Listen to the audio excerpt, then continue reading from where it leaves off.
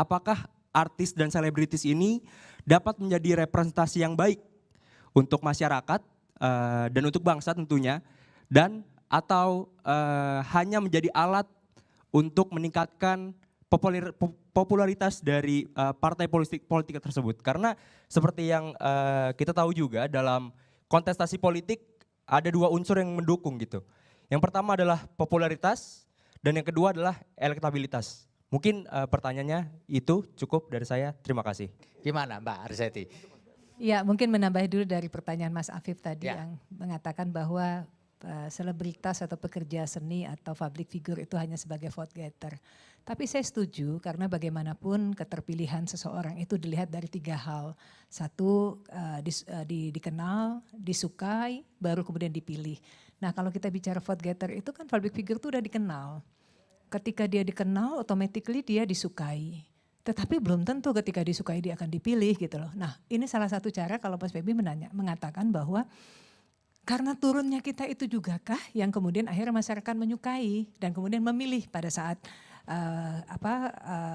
terjadinya yang namanya pileg tersebut gitu loh.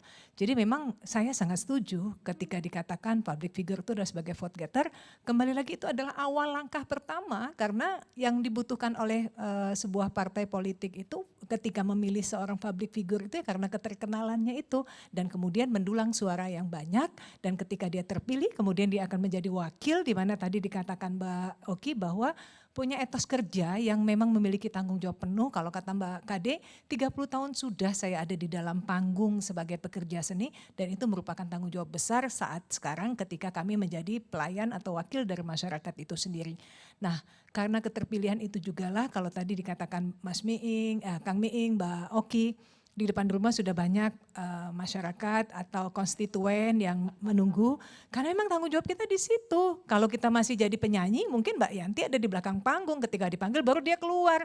Tapi sekarang dia adalah pelayan mau gak mau dia menjadi bagian dalam masyarakat itu. Permasalahan masyarakat itu yang harus diselesaikan oleh wakilnya yang duduk di legislatif. Jadi saya setuju Mas. Boleh dikatakan vote getter itu malah positif karena itu modal awal. Betul gak Mas Petrus? Betul ya? Terima kasih sudah nonton. Jangan lupa like, subscribe, dan share ya.